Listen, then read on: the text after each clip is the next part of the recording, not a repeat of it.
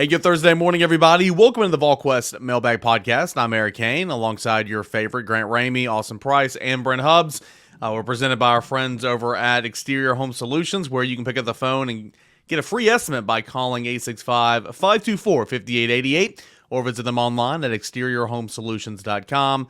Roofing, siding, garage, whatever the case may be, they've been local and trusted since 1999. That is Exterior Home Solutions. Got a whole lot of questions to get into, so we're not going to waste a whole lot of time here at the top. We will start with CasWalker. Please give us some estimate on what NIL deals are really worth. For example, what does an elite top 50 high school prospect really get on the open market? How does the value differ by position? What are the players in the transfer portal really getting? In other words, what is a collective in the SEC or Big Ten paying to get a potential starter to transfer to their school, and how does it differ by position? Austin? Well, you're never going to truly know the exact numbers of the deal. The only reason everybody knows the Nico number is because the lawyer in California that was trying to, show he was going to be the Drew Rosenhaus of NIL, and he's not, leaked that out there. And so, I think there's a lot of, going to be a lot of vagueness to it. Now, for top 50 player, you're talking in the hundreds of thousands of dollars. When you're talking about, transfers, top end transfers, could be in the million, over $1 million, depending on, what the kid's willing to take, what the school's willing to pay.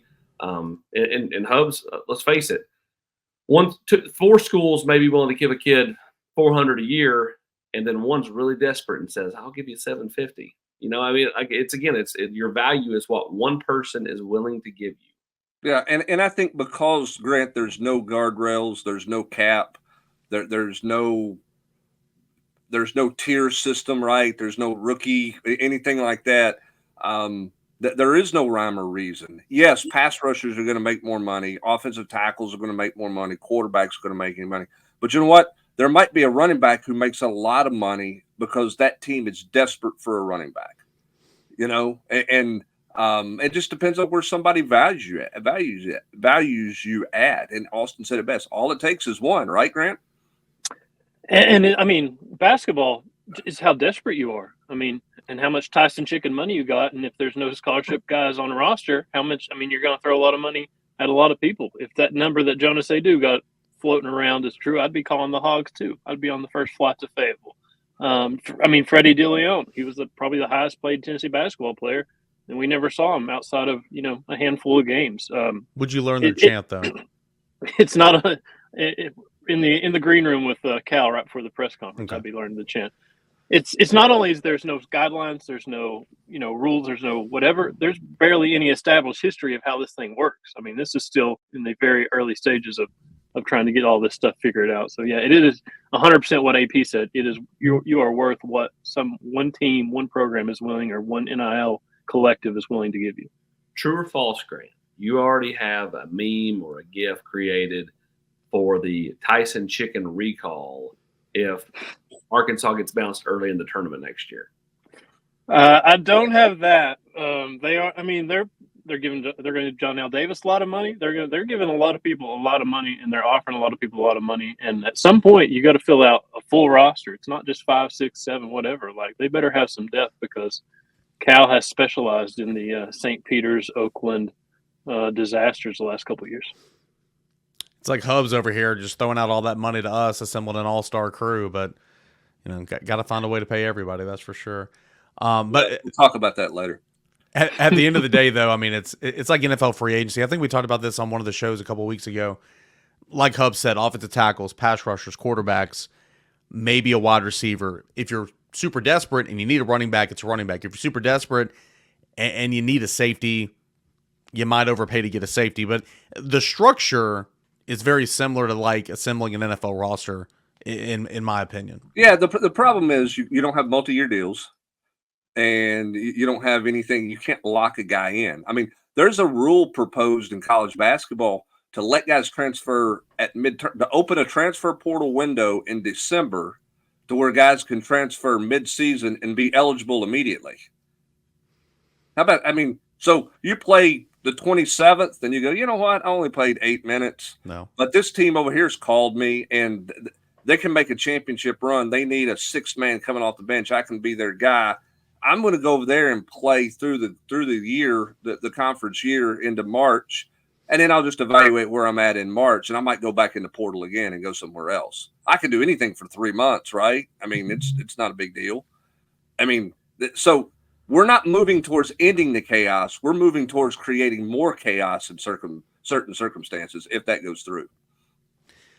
Let's go to Peyton Manning's doppelganger. Brent, let's stay with you on this one. Do you think there's anything to the narrative that NFL teams view having played at Tennessee's offense as a negative? Not that I really care about NFL scouts, but think about our scheme. But a lot of folks seem to worry that it really hurts in recruiting, that Heupel players have gotten drafted lower than their production would seem to warrant. I think more of this has to do with quarterbacks, wide receivers. Darnell Wright didn't affect him. That stupid comment from the guy talking about running against Nate Melnbox. I mean, Jalen Wright, that doesn't affect him. But I do think there was a lot of talk about that last year with Hendon and with Jalen Hyatt and Cedric Tillman. Well, and we don't know what all went into why Jalen Wright was drafted where he was drafted, right? I mean, there's a million different variables to why a guy goes where he goes in the draft. And I don't know what any of those are. I don't know that you're projected to go as high as you were, and then all of a sudden the week of the draft, people have problems with the scheme. So I don't think the scheme made Jalen Wright go lower than a lot of pundits thought that he was going to go. So I don't know what all happens with that deal. Now, I mean, I think it's pretty clear, Grant. I mean, if you're Josh Heupel, you're hoping that these guys that have been drafted the last 2 years are productive guys, right? I mean, you need Jalen Wright to put up some numbers, and Cedric Tillman to put up some numbers. Hendon Hooker, you'd like to see get on the field, because all that helps you, regardless of where they were drafted at. It's about being productive on the field, and if you become productive on the field, then it changes some of that narrative. I think that narrative on his offense is always going to be out there because it's about the wide hashes and everything he does with the wide hashes, which doesn't exist in the NFL. Well, it's just like Coach Caldwell with the Lady Vols. I mean, like those two are going to constantly battle the perception recruiting, right? Well, she subs too much. You don't get as much playing time, or his offense doesn't translate to the NFL. I think you're always going to battle those things when you're non-conventional. Yeah, agreed. I think with Jalen specifically, you could argue the scheme almost helped him because the Dolphins traded up to get him. And I think the Dolphins saw him in the open field doing stuff that they want their running backs to do, those big plays. I mean, the way they run it, the yards per carry, they led the NFL in the yards per carry last year. Jalen had 7.3 yards per carry because of those big plays that are produced in that offense. Now, I don't know why he fell the fourth round or whatever. Maybe the projections were just higher because it's just people trying to figure it out who aren't in the NFL. But I think it's more of a quarterback, wide receiver thing than running back because of how much the running backs produce, and that's what gets you drafted. Let's go to HardHatVol with Conyers hitting the portal. Christian Conyer hitting the portal. Do we have anybody we feel comfortable with playing against Chattanooga in the back end after the top three or so defensive backs, or will they play their starters all the time like they played Tank and company a season ago? AP, I feel like Jalen McMurray's going to play. They need to, they need to create depth everywhere, but specifically at corner and safety for sure. But I feel like McMurray's going to play. John Slaughter is probably going to be a rotational piece, Will Brooks, but they do need to create some depth back there, not just at corner, but safety as well behind Thomas and Turrentine, McCoy, and Gibson. Didn't he specifically just reference corner, though? He's the top three or so DBs. Yeah, because he's talking about Conyer. He's talking about defensive back, cornerback. You got the top three: Gibson, McCoy, McMurray. After that, it's Jordan Matthews, it's Will Wright, and then where's Caleb Beasley at, Hubbard? I mean, he got hurt after he got here, like 5 minutes after he got here, but I know they got a lot of high hopes for him. Where's Marcus Gorey at? Clearly they're going to be pushed in some ways to either play guys too many snaps, which is what they've done in the past, and I know they'd like to avoid if they can, or they have to push some of these younger guys to the forefront and basically sink or swim. Well, they played 4 a year ago for 13 games. They played 4 corners a year ago is essentially what they ended up playing, and that was given the fact that they lost Kamal Haddon and Slaughter was hurt half the year with a bad wheel. Okay, so they're not going 6 deep at corner. Okay, So basically, can Jordan Matthews be your fourth? Because you know who your top three are. And is Jordan Matthews your fourth? And where's Beasley? Who becomes the fourth corner? Is it Wright? And that's kind of where you are. I don't think you're going to look up and go, hey, man, they played 6 corners on Saturday. That's just – I don't know anybody in the country that's playing 6 corners on a Saturday. It just that's you don't have that much depth. That's why there's always going to be a high turnover in the transfer portal of defensive backs, because you need all of them to play special teams, but they're not going to play on the defensive side because you're not going to go that deep with all of your defensive backs in a rotation. Yeah, I wasn't trying to get after HardHatVol. When I read Conyers the way he wrote it, I just kept thinking Jeremy Pruitt, Jabari Smalls. Say it, AP, Jabari Smalls. I can't do it. I'm not heard Jeremy speaking so long. I can't do the station anymore. It's like Tony Jones. I can't. I swear. I tried to joke about one the other day and I couldn't. That's a sad day. It's like Tony Jones. I used to be spot on Tony Jones. Tony Jones was out of Knoxville long enough. I can't do it anymore. Jeez, that's heartbreaking. Let's go to Swagger 12 with edge and which edge and linebackers are the Vols in best shape with right now? See, I think the linebacker room is the one where they're a touch behind in recruiting. I think that's kind of the weird spot. I feel like there's an unknown there right now as we sit here as we get to the first part of May. With kind of where things are with the linebacker spot, and I think part of that's the coaching change. Part of that is just kind of Coach Inge. His relationships are more West Coast than the South, and so I think it'll take him a minute to get going. Vol Nugs 1421 Grant wants to know one player fans don't really know the name of right now, but will by week 6. Oh gosh, I don't know who you don't know the name of by week 6. I mean, we know the name of everybody, but maybe just like a guy that's being overlooked. I think is probably a better way to phrase it. I don't know. Hubbard, who do you got? Give me a second. I got to think about it. Give me Miles Ketzelman at tight end. That's a good one. We've all talked about this name here recently because he almost jumped in the portal, but I'll say Jason Jenkins on the defensive line.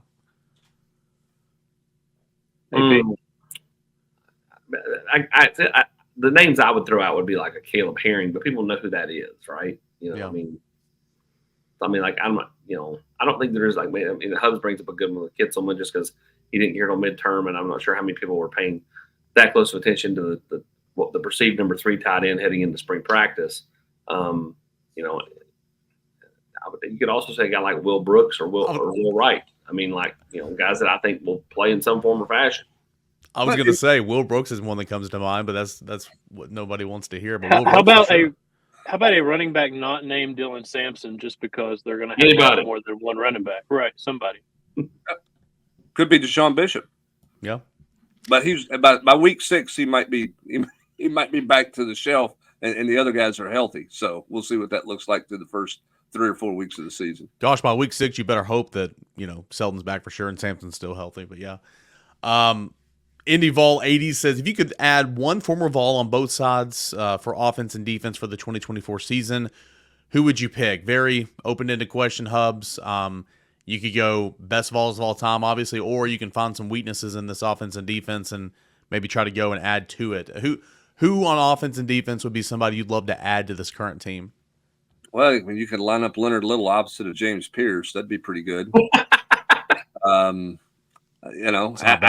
Al Wilson's going to be a better linebacker than whatever you're playing with. But if you're talking about kind of where they are right now, maybe Deion Grant at safety, a guy who can just erase a bunch of mistakes in the back end if you need to, can go sideline, can run. Those would be potentially 3 guys that jump out defensively for me right off the top of my head. Offensively, I'd like to open the season with Jamal Lewis in the backfield or somebody like that, in this offense. Or give me a running back is where I would go. How about that? About Jason Witten and this kid named Eric Berry. Those are the 2 that I was thinking. There you go. I don't think I would turn away any of those guys if they want to be on my team. Of course not. That's just me. And listen, there's not a year out there you would turn them away. You could have 3 all-conference linebackers, and you'd still take Al Wilson as your linebacker. I mean, it's just the way it is. Volslater says, what is the most underrated position group going into fall camp? Grant, let's redeem yourself here. Redeem it. Underrated. Because he passed on the other one. He passed. He went around the room, passed on it. Underrated. Linebacker. I don't think it'd be. I don't know. It feels like everybody's talking about wide receivers. Everybody's talking about, nobody's talking about linebackers that much. I think linebackers would be better than what people think.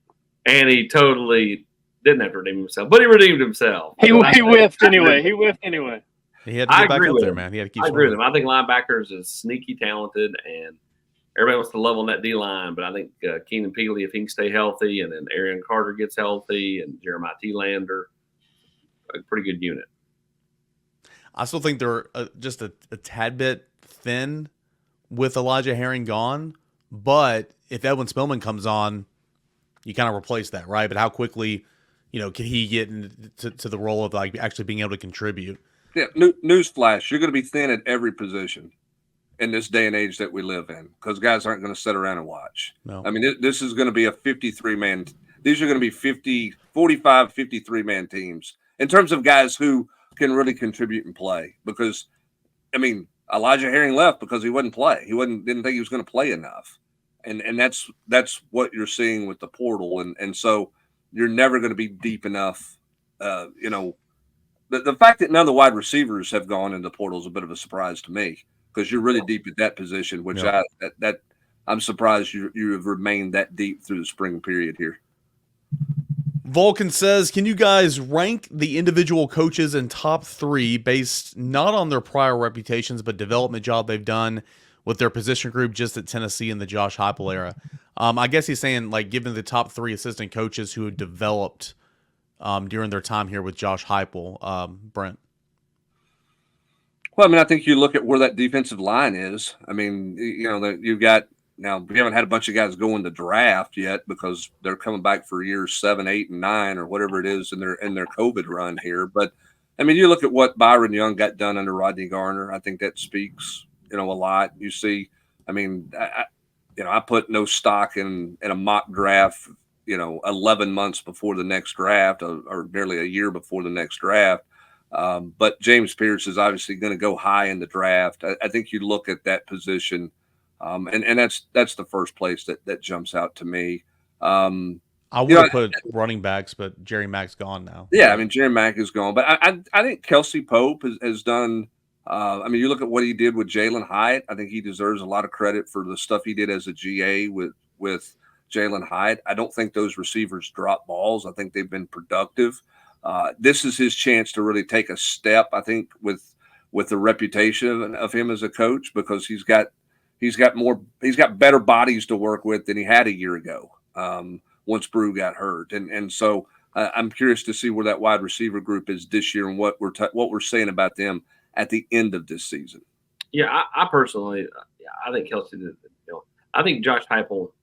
This is not a knock on Curdy Burns, but I think that he was fortunate that Burns went to the NFL after 1 year, and because I think Pope accelerated his growth, and so I think that Kelsey's done a fantastic job, and he's still getting better. I mean, I can see little things from a recruiting standpoint that he's doing now that he wasn't doing in year 1 2 years ago. That made me think, okay, this guy is going to be big time long term, right? I think Darrell Sims, given time, could be that, but again, we've not seen him in action fully. Glenn Ellerby, does a great job with the developing, the kind of guys he's got there. Now, the one knock on him would be is he developed anybody he's recruited, because he's not gotten any of those guys to the field. But with the current 5 offensive linemen, his ability to work in the run game and all that, he does a nice job. We'll go to Biggin. Baseball question. Since he re-injured his arm in long relief, would a 2-inning save situation shutdown be the safest role for A.J. Russell to finish out the season? I think that's one role you could see him. I mean, they're going to pick their spots with A.J. if he gets through. He threw a bullpen on Monday. He'll throw a bullpen again later this week. How'd it go, though? Were you there? I was not there. They wouldn't let me in. He'll throw a little bit when they're in Gainesville, not in a game, but kind of off to the side and stuff. He'll face live Tennessee batters at some point next week and the week after. And so again, you got to get through all that stuff. But once he's cleared and ready to roll, and don't get me wrong, if he is cleared and ready to roll, he will pitch this year. There's no shutting him down. They've been really careful with him. They're going to pick their spots with him. He's not going to start and throw 100 pitches, but he could come in at the end of the game and get a 6-out save. He could open a game and pitch the first 2 innings in the SEC tournament or regional play. He could come in behind Stamos or whatever. They'll try to figure out how best to use him, but it'll just be in short stints. So end of the game for sure would be a great time to use him, and I'm sure you'll see that in some situation whenever he's back. Let's go to Go Vols 365. How will Barnes use the bigs next year compared to how he used Adu and Awaka? More inside out or bang down low on the blocks? Well, Igor Milicic shot 149 threes last season at Charlotte, and he shot 122 at Charlotte 2 years ago. Tobey and Jonas could have played here for 10 years, and I'm not sure they would have shot 263s combined during that time. So that's going to be a difference. You're not going to get the offensive production, obviously, out of Felix Akbar that you got out of Jonas Adu. He put up some pretty big numbers. The averages and stuff, he's a little bit inconsistent, but you're going to get more blocks from Felix, maybe a little bit more physicality. And from Igor, you're going to get somebody that can score it down low and can step out and shoot it. So they're going to have to play different because those two guys play very differently than Jonas Adu and Tobey Awaka did. So I don't think you bring those guys in and try to mold them into what Adu and Awaka were. You bring those guys in to play to their skill set. Felix, protect the rim and rebound the basketball and score it when you can. And Igor, be a scorer at all 3 levels. Step out and shoot it and score it in the post too. Grant, where's JP Estrella's game? What does that game become? I mean, everybody's obviously believes he took a real step because of the physicality and just kind of the effort he played with in the NCAA tournament against Purdue. What's the summer for him? What's the next step? What could he become? It's huge. It's a huge kind of transition period right here for him because of what he showed against Purdue. I mean, he played a season-high minutes, and those were far and away his most impressive minutes of the season. I think he proved a ton right there. And if he can grow on that, I think he's in line to get a lot more minutes. I think he'll split minutes more with Felix in terms of 50-50 maybe than he did kind of coming off the bench and just playing every now and then behind Jonas. So I think it's a huge opportunity because they're trying to build around guys like JP. Like they want those guys to be the guys that are the future of the program and the guys that they're building around moving forward. So this spring, this summer, into the fall, it's going to be huge for JP because they need those answers and they need him specifically to be one of those guys that gives it to him.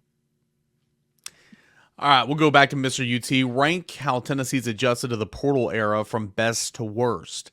Players, coaches, fans, collectives, and boosters, Brent.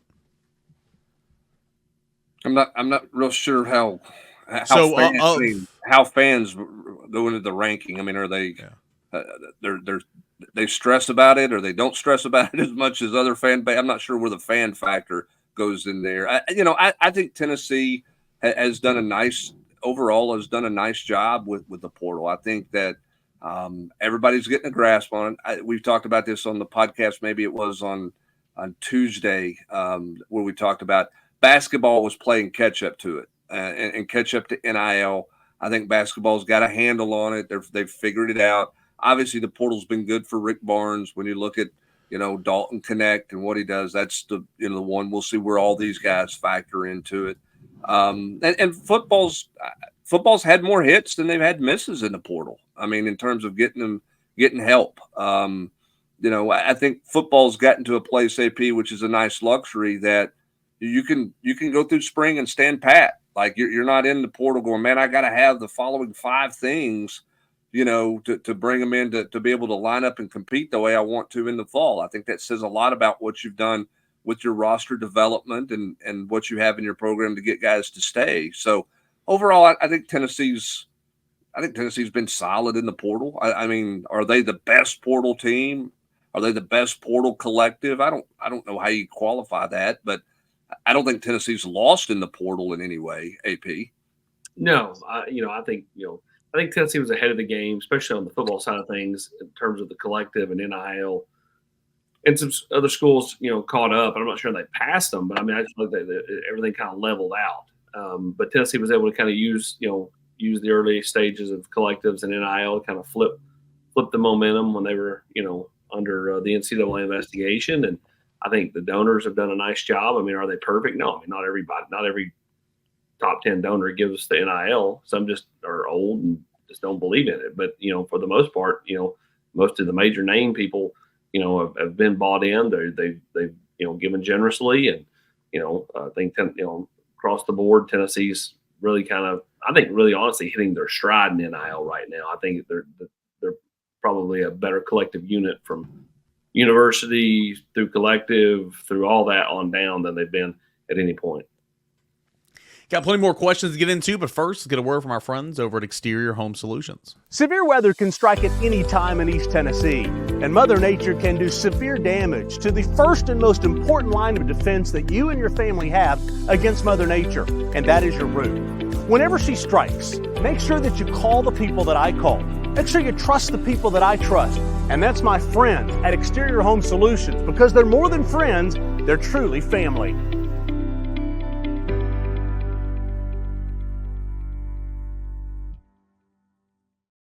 And when you're sailing throughout the Atlantic Ocean for 2 weeks at a time, you can have peace of mind knowing your roof and your house is taken care of. Exterior Home Solutions are going to get you right.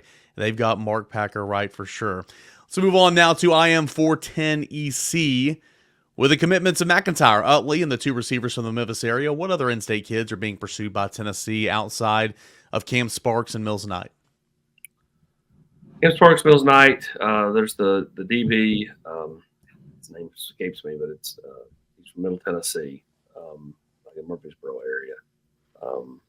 Is one that Tennessee's looking at, and then you never know who pops up. Again, 2 years ago, nobody knew who Arion Carter was at this point. All of a sudden, 6 months later, he was the hottest commodity in recruiting. Let's go to the A-Dog. How realistic is it for Tennessee to land these California kids? Is this a conscious decision to recruit nationally, or is it just where the talent happens to be? It's a conscious effort to recruit nationally. I don't know if Tennessee, like Marcus Harris, Tennessee's kind of good at the slot spots. I'm just not sure how realistic he even is. Like, do they even bring him in for an official visit would be my question. I know they made the top 5 or whatever, but like they're kind of set at the slot spot. So I'm not sure that they'll even continue going down that road. I think they want guys with more length for their last spot or 2, depending on who they can get at wide receiver. But a guy like Darius Dixon likes Tennessee a lot. I think he's really realistic. And so,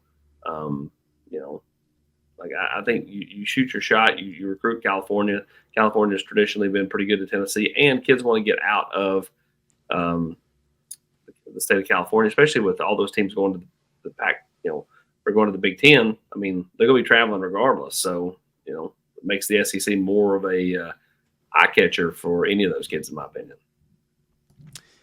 MT Vols. For our transfers in basketball plus returning players, who is the main replacement for the following? So, Grant, I'm going to give you a list of departures and at a single at a time, and you can kind of tell me who the replacement is for that player. Vescovy. Who replaces Vescovy and what he did for this team? Jordan Gainey. Triple J. Darlington Dubar. Dalton. In Tennessee's perfect world, Chaz Lanier. Right. If you don't get Lanier. Great question. Pray a lot. I don't know. Pray a lot. Jonas. Defensively, Felix. Offensively, by committee, JP. It's going to be a lot of guys because Jonas scored it pretty well.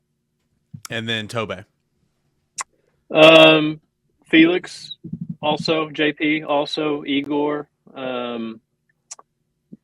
I guess Jemiah could get Santi minutes as well, and maybe some Josiah. So it's a little bit of a mix, but the biggest one is Josiah and Darlington Dubar in terms of comparisons. Dalton Connect, I mean, they're going to sell Chaz Lanier on come in and be Dalton Connect 2.0 and raise your draft stock and do exactly what Dalton did during his 1 year at Tennessee. And then the post is just going to be a combination because the different skill sets that we talked about earlier. Volume shooter, with the recent Pete Thamel article detailing how college football is barreling towards some type of revenue sharing model. As an offset of settling a couple of massive lawsuits, won't NIL become illegal again? Brent Hubbs, how would you answer that? Not from what the stuff that I've seen. The revenue share is going to be from the university, but I've not seen anything that says you can't make marketing dollars. Yeah, you can't make marketing dollars. So to me, when you do a revenue share without the student athlete being an employee of the college, all you're doing is giving revenue share. All it's doing is giving student athletes more money. Now, when you do revenue share with the university, they're going to have to spread it out over all sports. Okay. And you're going to have Title IX issues in there, and all the things you're going to have to answer to that. You can't just say, hey, we're going to give $20 million in rev share to football. You're going to have to do it across every deal. But no, under that rev share model, NIL doesn't go away. I think the question with this is that there's enough people out there believe the student athlete should be and will become employees, which means you're going to have a collective bargaining agreement and all those things. The challenge is going to be, that's great. Okay. That's what people see as Danny White said at the Big Orange Caravan, to stop putting spackle on the cracks, to actually fix the problem, and not just sort of patchwork it. The problem with that is, and nobody can answer this question for me when I ask it, who is going to organize the player side of things for a collective bargaining agreement? Who's going to be the union reps? Who's going to are you going to go get a couple of retired NFL guys that are going to do that? Do the student athletes understand that through a collective bargaining agreement, they're going to have to give money to their collective bargaining agreement for dues, to unionize, to have leaders? This is a big thing. And who's going to get all of the student athletes around the country to understand what this truly entails? I think you can get there. I just don't think you get there this summer. I think it's going to take a much longer time to get that organized and get that going, to get to that point. I'm not sure everybody thinks this rev share plan that's thrown out there just to avoid a lawsuit settlement is any kind of real fix to whatever. Because again, everything I've said also mentions the word Congress being involved. They're not going to settle anything for you. That's just good. You're not going anywhere down that road. So we'll see where Greg Sankey and the Big Ten commissioner are as they try to lead this and what it looks like. I don't think Greg Sankey's ever been a fan of NIL. I don't know that he's ever gotten on board completely with NIL. So we'll see what it looks like in time. But to answer his question, no, it's not going to make collectives in NIL illegal. Athlon's got a couple. We'll start with this one, Grant. Who's faster in a foot race, Dylan Sampson or Squirrel White?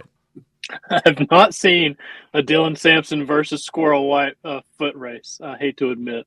I would probably take Squirrel, I think. Funniest. I'm going to take Dylan Sampson. Just for fun, right? Let's put him out there and see what happens.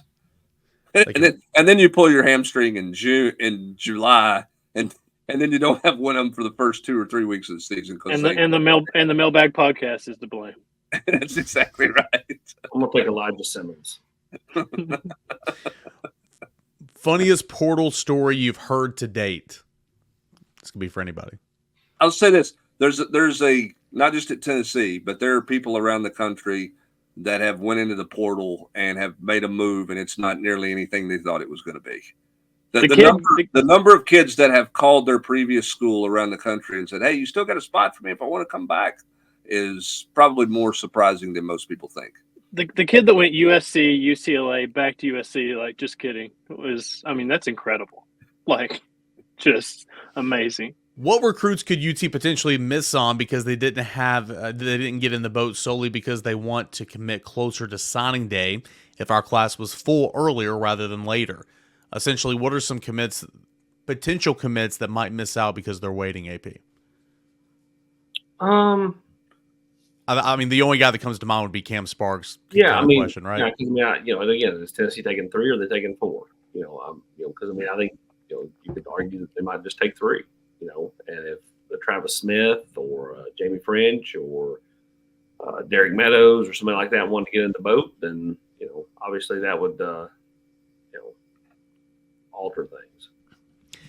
Last one here from Athrun. Would this baseball season be seen as a missed opportunity if they don't make it to Omaha, considering the records they are breaking this year? How I would answer that would be, I mean, Omaha's never a given, and I know that's not what you're saying, but like the 2022 team, yes, missed opportunity. It was the best team in baseball. Clearly. Didn't make it to Omaha. That's a missed opportunity. This year's team, I mean, it's a really, really good offense, really, despite the last 4 games would tell you. It's a really good offense. Pitching, for the most part, is getting better. A rough night on Tuesday, but pitching's getting better. But you still have questions about if you have enough pitching. And you know, who's a go-to guy in certain situations. So right now, I wouldn't say it'd be a missed opportunity because just getting to the College World Series is so difficult. It's, again, I think it's the hardest thing to do in sports. But when you look back at 2022's team, yes, because it was clearly top to bottom offense, pitching, maybe not fielding, maybe not base running, but you know, pitching and hitting make up for that. That was the best team in baseball, and everybody knew it, and it didn't get out of a super, so that would be more of a missed opportunity. Let's go to Severs Vol. The way too early 2025 NFL draft projection seems like a popularity contest. Which Vols outside of James Pierce do you think can make a run at being drafted in the first round? Brent, unless somebody just goes off, right? I don't see anybody outside of Pierce being first round in that discussion at all right now, right? Yeah, I mean, you would have to have a guy like Bryson Eason just have a terrific run of a season here, or maybe Omar Norman Lott's probably going to be a little undersized to be an inside guy in the eyes of some people. You know, that's probably what jumps out to me. I mean, I don't see any of those wide receivers being first round picks. You know, somebody there had a great year. AP, am I missing somebody? No, I think that's pretty accurate. I mean, I think Eason is the guy who can move the most if he puts it all together with consistency. You know, is a guy that some people could fall in love with. Yeah, I mean, like, look at a guy like Keenan Peely. Let's say Keenan Peely just balled. Like, he had a fantastic year, all SEC. He may not be able to go high enough just because of his age. Yeah, like they may not be willing to draft him as high just because of his age. So I mean, like, you know, I mean, I'm just throwing out names, right? You know, what kind of year does Chris Brazzell have? What kind of year does Jermod McCoy have? Like, all guys that, you know, with a unbelievably huge year could in turn pro after this season. McCoy won't be eligible though, right? He's only a sophomore. Is he just second year? Okay. Yeah, but I know what you're saying. The name that popped up to me, and again, there would have to be a huge jump, so I'm not saying he's there whatsoever, but like a guy like Dante Thornton, say the numbers are off the charts, he's got everything you want in a draftable wide receiver, kind of like take that leap like a Jalen Hyatt, who didn't go in the first round. I recognize that, but that would be like a name that, like, if everything kind of falls into place, would kind of be one that comes to mind for me, but long way to go. Let's go to Coreyton Vol 17. Do we think that all 3 of our major sports are poised for long-term contender status? I know that Rick won't coach forever, but he certainly isn't going about his business like someone who's going to hang it up in 2 or 3 seasons. Also believe as long as Josh Heupel doesn't completely run the ship aground, we are continuing to plug along the way we are. I'm sure we will obviously be replacing assistants as long as they're fairly successful. That's expected. 3 major sports. Success. How long do you think all 3 of those sports can continue experiencing success? Well, based on Corton's statement there, I think all 3 of them can be successful as long as the head coach doesn't run it in the ground. Obviously, if the head coach struggles, then they're not going to be successful. I mean, listen, they have every resource to be successful at Tennessee. I don't think you lack for a budget, you lack for staff, you lack for money for staff. You've got a good collective, you've got an NIL plan. I mean, you have everything in front of you to do that. Now, you've got to stay healthy. You got to hit on the right guys in recruiting. Your evals have to be good. All those things have to fall into play. But there's nothing about where Tennessee athletics is right now that you say, boy, they lack. A coach's hand, is hamstrung or is handcuffed, and that's why he can't succeed at the highest level at Tennessee. I don't think any coach in the big 3 sports can say that at all. No, I mean, you look at hype and the quarterback he's got and the quarterbacks he's got committed and all that stuff. You look at Tony Vitello getting the stadium that he wants and all that stuff as quickly as they can make that happen. I mean, you're always going to have to fend off programs wanting to hire Tony Vitello because of the success he's had. My question is Rick and how much longer he does it and what they do with that job once he's retired. And it's it's not going to be easy to replace Rick Barnes and win at the clip that he's won. So that's going to be difficult. And recruit at the clip that he's recruited at, and he's adapted to the portal and had some success there. So my concern is not football and baseball. My concern is when Rick retires and who the next guy is and what kind of job he's able to do following Rick. I'll say this on baseball. Time's going to happen, whether it's this summer, next summer, whatever. Frank Anderson's going to retire, right? I mean, he's not far off from retiring. I'm not saying it's going to happen this summer. I'm just saying it will happen soon. In my opinion, Josh Elander is going to get a head coaching job. Okay. What other pieces on that support staff might be moving around or looking for advancement in their careers? Tony might be in a situation where he's got to make some pretty big hires here. And Tony's one that always, praises his assistants, his staff, and they've had such great continuity for years. And this baseball program has been one of the best in the country. So those can be some big hires, and I'll be super intrigued to see how all that kind of happens and how that translates into the next year and recruiting and all that. So I think that's something, at least on the baseball side, to keep in mind. But, the poster pointed that out. I mean, assistants will move up and take other jobs as well. That's part of it. Well, it's not about who you lose. It's who you replace them with.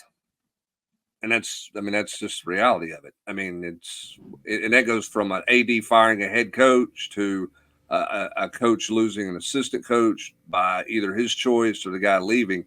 It's never about the person you lose. It's about who you hire. And that's the challenge that Vitello will have at some point. Josh Heupel's had that challenge. He'll continue to have that challenge. And then Danny White will have that challenge in basketball at some point as well. I got a couple more I want to run through here at the very end of the show. Reltney for Life says, to confirm, Dylan Dreiling and Kavaris Te are both draft eligible. Yes, Dylan Dreiling is a draft eligible sophomore. Kavaris Te has been here on campus for 3 years. So yes, both those guys are eligible. Other than money, how do you foresee their thought process to be in deciding whether to leave or not? I know rising seniors lose bargaining position if they don't sign. Both those guys are in the top 81 draft prospects according to the MLB pipeline. That doesn't mean that they're going to be top 81 picks, but they're the inside the top 81 prospects hitting in this draft. They're both gone. I mean, Kavaris Te, the way he's played this year, Dylan Dreiling, they're both going to be drafted because that's just too much money to turn down. As well, of course, Billy Amick, Christian Moore, Blake Berg, Drew Beam, and then some other guys will be drafted as well for sure. But those two guys, I would go ahead and plan on not seeing those two guys this year or next year. Volfan89, make a bold prediction about the 2025 signing class, AP. Oh, come on, AP. Top five national. Let's go. Go for it, AP. Tennessee's going to sign David Sanders. Oh, that's not a bold prediction. You've been saying that. You've been hinting that you think that one's going to go that direction for a long time. Let's be bold, AP. Take a stand. Tennessee's going to land Travis Smith. There you go. Pine wants to know, do we feel better about the corners or the safeties? I would feel better about the corners. But the current team? Yes. Yes. Yeah, I would agree there. We'll get to Lick My Vols 14 because he wanted to make sure I got his question. He just wants you to say his screen name, okay? Mission accomplished. With the transfer portal, with what the transfer portal is, do you really ever stop recruiting kids out of high school? Seems like plenty of school. Well, that'd be called tampering. So yeah, you're not supposed to. Seems like schools stay in contact with the guys even if they don't pick their team. Proctor in Iowa. Essentially, he's saying guys in the transfer portal, if they're not playing, they can jump in 2 years. And if you have that relationship already established, you might have a leg up. But Brent can't tamper. It's against the rules, so obviously, if you're tampering, you better not get caught. Well, what's tampering? If you call the guy's dad and say, "Hey, how's your job going? How's your mom and all them?" Right? I mean, is that tampering? If you call the AAU coach and say, "Hey, how's your team looking this off season? By the way, how's how's Jimmy doing up at school X? Tell him I said hello when you talk to him next time. Is that tampering? Like it's you can't manage it. Absolutely, you keep all your relationships. You know what? And kids keep relationships with assistant coaches, right? AP. I mean, there'll be kids go to other schools and they'll check in on an assistant coach at Christmas, just to keep a potential relationship there, just in case something were to come up or creep up somewhere. Because listen, in the day and age where everybody's moving around all the time, you never know. You never know who might be coaching you. You never know where you might want to go. You don't have any idea, so you're not going to burn bridges if you've got any sense. So yeah, absolutely, you keep in touch. You gotta have that person that can make the calls for you. Keep your nose clean. It's kind of like when Hubs was trying to go after Matt Ray. He had me call Matt Ray. You know what I mean? Like that's what happened. I will say this before we get out the door. I was sitting at walk-ons on Tuesday, and with my daughter, because my oldest and my wife were at the safety patrol trip, a year-end reward, and the guy walks up and he's like, "You're Austin, right?" I was like, "Yeah." And he's like, "Man, I love when you give the younger guy a hard time on the podcast about his lack of baseball knowledge from the early 90s. The younger guy. And I laughed. I said, "Oh my gosh, that's fantastic." I could not tell the story. I mean, but you listen, in our business, we keep relationships with everybody because you never know who's going to come back and who's going to come back around and be at this campus, or who might be able to help you get a hold of somebody when you're working on a story or you're working on some breaking news with something. I mean, who thought Ansley was coming back? Jay Graham coming back? Jim Chaney coming back? You just don't sever your relationships, and coaches don't do that with recruits, and recruits don't do that with coaches. The coaches have to find a way, and some of them can't. They get really offended when a kid doesn't pick them. But you have to, smile and take it when a kid doesn't pick you, because how you react could alter if the kid got 6 months down the road and just said, I'm just not happy here. I actually do want to go to school blank that I didn't pick. And if you've melted down and told him he was a fool for not picking you, then you might not get him on the bounce back. We'll end on a couple of baseball questions from Sam Smith. Jack Caglione, does Tennessee go after him, or just how do they not let him beat you? Very much like Charlie Condon, I think you have to pick your spots. If you're up a couple of runs and he comes up to the plate and nobody's on base, throw to him. If he represents the tying run, you better the old unintentional walk. Just be really careful with him because he's tearing the cover off the ball. When he's on the mound, he's been their best pitcher, but he is the same guy on the mound. He's going to walk about 5 in a start. So be patient, wait for your pitches, and you'll get on base. He's gotten a lot better from last year's start against Tennessee for sure, but control issues are still there. Thoughts on the Gators? Tons of talent, but not a ton of wins. Pitching has been atrocious, just absolutely atrocious. And if you can't pitch, you're not going to win in this league. Hitting, batting, there's only been a couple of guys. I mean, Jack, obviously, a couple other players. One other player's hitting over 300, so hitting's been a bit of a disappointment. But they've been relying on the home run a ton and not situational hitting. And so that's kind of hurt them a lot. But you're right, tons of talent that just hasn't really translated in wins. There's a lot of talent there. And then finally, do we see Tony giving Marcus Phillips and/or Dylan Loy real run on an SEC weekend, or does he ride with his guys?